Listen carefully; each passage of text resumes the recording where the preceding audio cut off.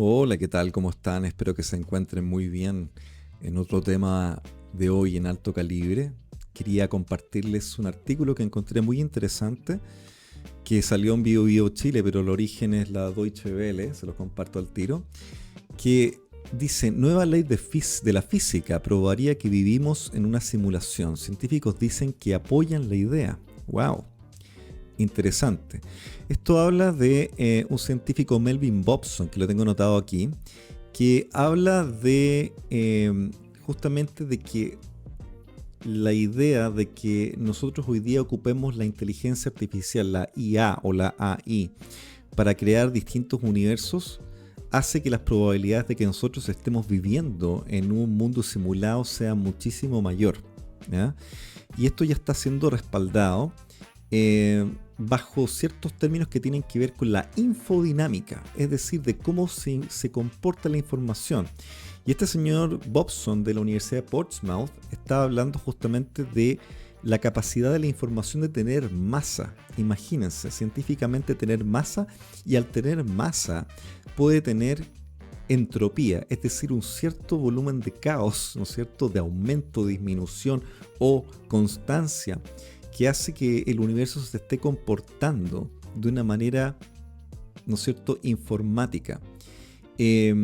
Para hacer una comparación, cuando ustedes ven, por ejemplo, los discos duros o donde se almacena la información, los computadores hoy en día son más optimizados y optimizan la información que está guardada, ¿no es cierto?, en un disco duro o en un SSD. No quiero entrar en tantos tecnicismos, yo soy bastante técnico, pero la idea justamente es que se está probando de que nosotros estamos entrando o somos parte de algo que está siendo simulado, que está preescrito. Es lo que en informática se le dice un script, por ejemplo. Es como ese tipo de cosas. Esto me llamaba la atención justamente porque se me vino a la mente el tema de lo que es la Matrix, de cómo escapamos o intentamos escapar de esa Matrix. Ustedes se acordarán quizás de esta película de 1999 de las hermanas Wachowski, de Matrix, la Matrix, donde existía un personaje que era Neo, un hombre, una persona como tú, como yo, que ¿no es cierto?, vive la vida y sigue, ¿no es cierto?, un patrón de conducta, que trabaja en una empresa. Y se le presenta una especie de falla dentro de esta vida que era inentendible. Y él trata de explicarse esta falla, algo que no funcionaba como debía funcionar, que no era predecible. Y eso hace de que aparezca este otro personaje, Morpheus o Morfeo, que le explica de que la vida que se le ha puesto enfrente no es real. Y le da la posibilidad de tomar una pastilla azul o una pastilla roja. La pastilla azul de alguna manera simboliza el olvidarse, ¿ya?, de que esa conversación existió, porque la gente de repente se asusta de lo que es real, no quiere vivir la realidad. Entonces le damos la posibilidad de seguir durmiendo, seguir haciendo lo que siempre hacía, o tomar la pastilla roja y, ¿no es cierto?, enfrentarse a la realidad y despertar a la realidad, ¿m?, que tiene otras consecuencias, tiene otras coherencias que son completamente distintas. Es muy interesante porque me llama la atención justamente cuando yo salgo a correr de repente, me gusta hacer deportes, o de repente estoy en un café tomándome un café solo. Ustedes podrían hacer ese ejercicio de repente, de mirar a las personas, cómo se comportan, mirándolas quizás en un café, o escuchando lo que dicen, el cómo lo están diciendo. Y se dan cuenta que hay como patrones, hay cosas que se repiten, ¿m?, que si uno saca el celular, el otro saca el celular, de que si alguien va al metro, los demás lo siguen. ¿M? Esto ha llevado justamente a pensar en esta manada, que es casi muy predecible, esta masa de personas, ¿no es cierto? El público, que sigue a un líder que los lleva, ¿no es cierto?, a la felicidad o los puede llevar a la ruina. ¿M? O sea, usted ha visto de repente estos suicidios masivos en que llega un líder espiritual y dice, ahora llegó el momento del fin del mundo, así que mejor matémonos todos, tomemos una pastilla y todos nos envenenamos. Llega uno que lo hace y los otros 30 lo siguen.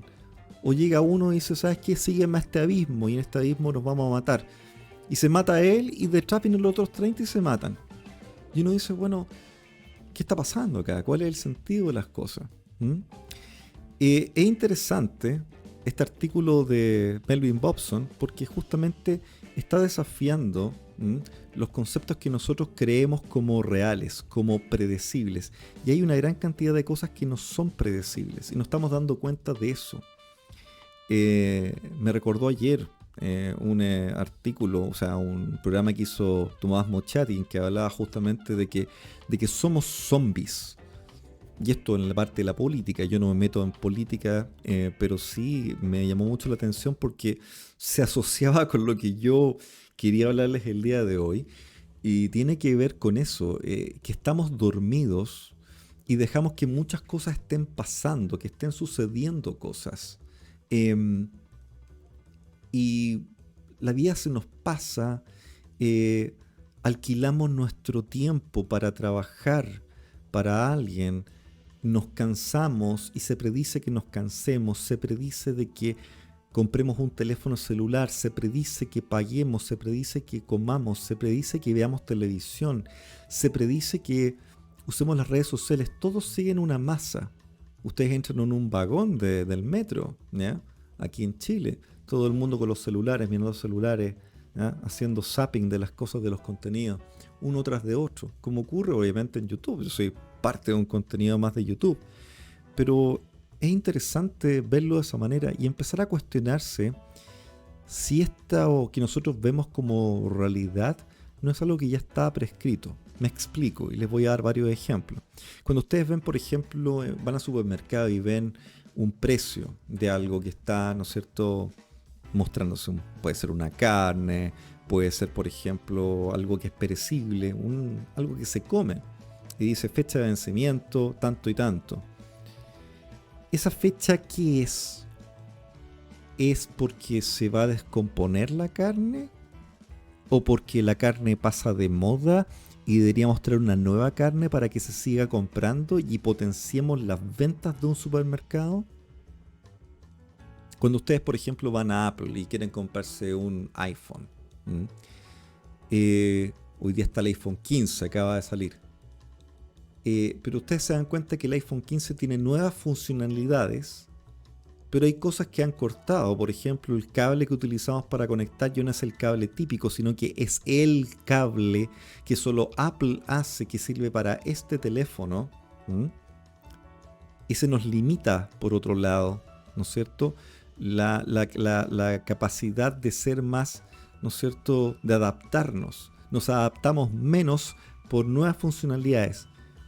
Eso no está programado y eso es lo que se conoce en marketing como, y perdón que haga el paréntesis, como obsolescencia planificada. Ustedes ven, por ejemplo, los refrigeradores, las lavadoras, las cosas que nuestros papás compraban, que uno dice, esto está hecho para durar. ¿Se acuerdan de eso? Esto está hecho para durar. Los autos que duran muchísimo más, que son más duros.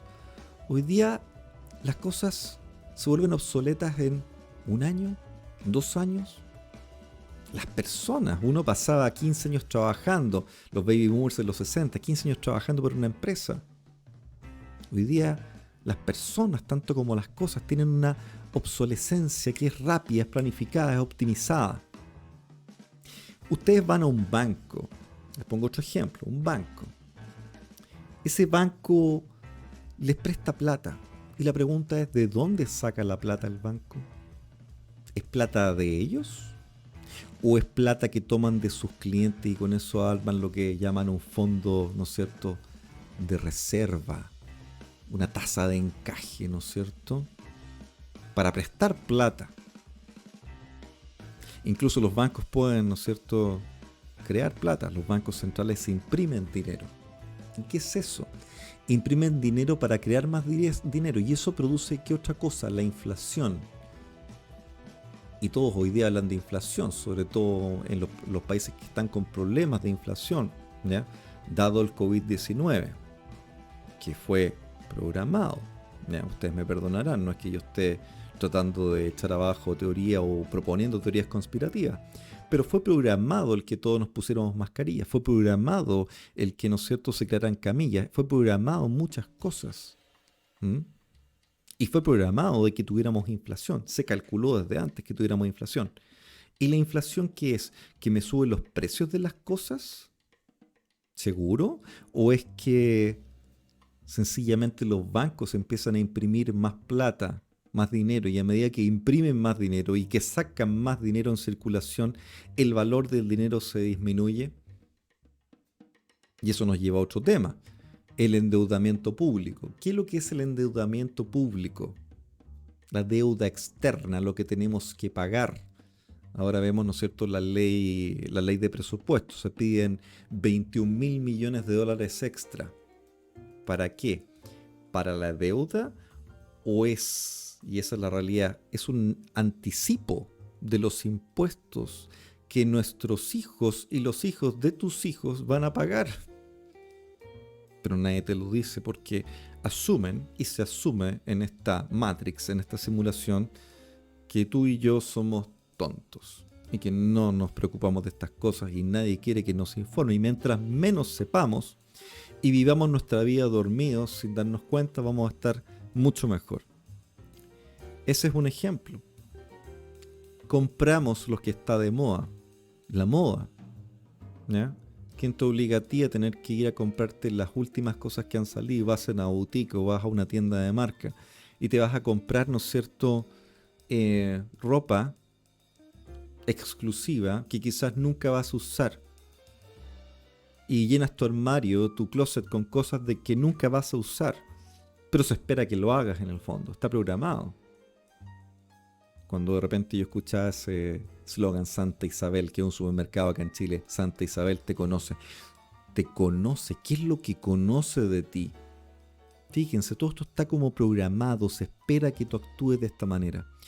Entonces, esto nos lleva a pensar y a meditar bastante de lo que es esa salida de la Matrix. Le doy otro ejemplo. Existe lo que se llama el mito de la caverna.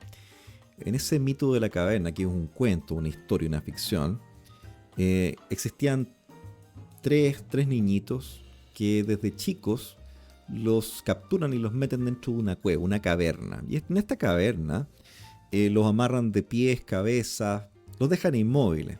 Y frente a ellos les construyen un muro. Pero no un muro tapado, sino que ellos podían ver a través de ese muro el techo de esta caverna. Y al otro lado de esta caverna les ponen una hoguera, una fogata. Y esa fogata iluminaba. Y fuera de este muro pasaba gente. Pero estos niñitos solamente de esta gente podían ver las sombras o los objetos que estaban moviendo. Y se mantuvieron así, siendo alimentados durante toda su vida, pero siempre amarrados, sin moverse. Llegaron adolescentes hasta que se hicieron adultos y toda su vida viviendo detrás de este muro, en esta caverna, viendo sombras. Se acostumbraron a eso. Hasta que uno de ellos escapa, logra escapar, salir de esta cueva y se encuentra con todo un universo de cosas. Por primera vez pudo ver la luna. De hecho, cuando sale, la luz es tan fuerte que sus ojos casi se entrecierran y tiene que acostumbrarse a esta nueva luz. Puede ver lo que es la luna, las estrellas, el agua, los lagos, el mar. Y se maravilla con todo esto que ve fuera. Y está tan entusiasmado que dice, bueno, ya que yo me liberé, les voy a contar a los demás para que me sigan y salgan conmigo hacia afuera. Y vuelve a la caverna a liberar a estas personas, a sus compañeros de toda una vida. Y les cuenta todo lo que vivió, todo lo que experimentó. ¿Y qué le responden los demás? Yo creo que tú estás loco. No, ¿cómo es posible que exista esto? ¿Qué son estas estrellas? ¿Qué son estas lunas? Esta cosa. Nosotros conocemos las sombras. Y no querían salir, no quisieron salir de ahí. Porque estaban acostumbrados a lo que ellos percibían como realidad. No la realidad. ¿Se entiende un poco este mito? Es una dicotomía de la caverna, ¿ya? Nos programan a entender lo que se quiere percibir como realidad, pero no es una realidad. La pregunta es, en esta Matrix, ¿cómo escapamos de la realidad? Sigo con esto. Cuando hablamos de lo material, existe lo que se llama la paradoja holográfica. Y la paradoja holográfica es pensar de que lo material, por ejemplo este café que estoy tomando, este material, es simplemente una proyección, ¿m? Desde un nivel superior, pero es una proyección limitada a un ambiente que es tridimensional, X, Y y Z. ¿M? Esos son nuestros parámetros máximos, lo tridimensional. Pero hay un nivel superior y la proyección, lo que estamos viendo todavía es limitado. ¿M? Existe, me acuerdo, un físico cuántico, David Bohm, y David Bohm proponía, por ejemplo, de que la fragmentación, lo que es fragmentario, ¿ya? De que, por ejemplo, tú y yo estemos separados, de que yo y esta taza estemos separados, es simplemente una concepción mental, es un concepto mental. Y y dice este físico cuántico que el estado natural de las cosas, ¿ya? Es ser todos parte de uno, la unicidad. ¿Les suena conocido eso que les digo de la unicidad, que somos todos parte de uno? En el programa anterior yo estaba hablando justamente de que yo era Dios, y sin ser arrogante, porque yo también considero que tú eres Dios, porque quizás Dios no es fragmentario, sino que todos somos Dios y Dios es todos, de alguna manera, ¿ya? Y depende de cada uno de nosotros conseguir entender la realidad. Esto que yo estoy diciendo no es algo nuevo, para nada. Los budistas, miles de años atrás, ya lo habían visto, ya lo habían considerado. El entender, el percibir la realidad tal cual es, centrarse en el aquí y el ahora. Ustedes han escuchado eso antes, el aquí y el ahora. ¿Qué es eso? No es el futuro, no es el pasado, sino que meditar y centrarse en el aquí y el ahora. ¿Para qué? Para justamente poder enfrentar o conocer la realidad tal cual es. Y eso tiene un valor tremendamente grande en estos tiempos en que existe tanto estrés, en que se espera que tú estés estresado, en que se espera que tú estés programado, en que se espera que tú estés comunicado, en que se espera que estés tan informado de distintas cosas que te nublas y al final no te impide tomar buenas decisiones. Y la vida cada vez se hace mucho más dura, ¿no es cierto? Más inclemente. ¿Tiene sentido alguna de estas cosas que les trato de afirmar?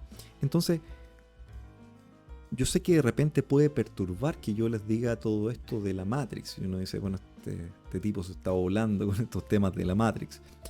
Pero tiene sentido justamente en que vamos comprobando de que así como nosotros hoy día estamos siendo usuarios preponderantes de la inteligencia artificial, que estamos metidos utilizando ChatGPT, hay muchas personas, videos, tutoriales que hablan de ChatGPT, OpenAI, Leonardo, ¿no es cierto? Stable Diffusion como soluciones de ahí. Me encanta la tecnología.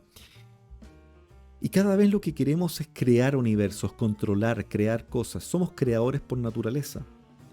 Entonces no es raro que lleguemos a entender de que quizás nosotros somos simplemente una proyección en un universo que es una simulación, ¿ya? Y ya lo he conversado, de que esto nos lleva a pensar de que hay una unicidad. ¿Y esa unicidad en qué se basa? El amor. Yo creo que el amor es fundamental a nosotros mismos, a autoconocernos. Quien no se ama a sí mismo es difícil que se pueda autoconocer. Y lo que propone justamente la realidad, esta pastilla roja, es amarnos a nosotros mismos para poder autoconocernos. Y al autoconocernos vamos a ir saliendo de esta Matrix. La salida yo no diría que es algo que es como automático, que vamos a salir rápidamente de la Matrix. Ni tampoco estoy diciendo, oye, ya que vivimos en esta Matrix, sabes que olvidémonos de todo, porque todo esto es una simulación, así que vámonos al carajo. Vamos a deprimirnos en el fondo, tirarnos en la cama, voy a dejar de que la vida me pase por encima, total, todo es una simulación. Tampoco estoy diciendo eso. Lo que estoy diciendo es que empecemos a empoderarnos. Más que fijarnos en las metas que nos ponen otros, es fijarnos en las metas que tú te pones a ti mismo. ¿Quién te dijo a ti que tienes que alquilar siempre tu tiempo por otra persona? Eso es un trabajo, pero tú como persona, como Dios, tienes muchísimas otras potencialidades que puedes empezar a desarrollar. Y eso es sumamente interesante. Somos por naturaleza divergentes. ¿Mm? Podemos hacer muchas cosas. ¿Ya? La línea de tiempo, ¿ya? Sigue un programa. Es un script. ¿Mm?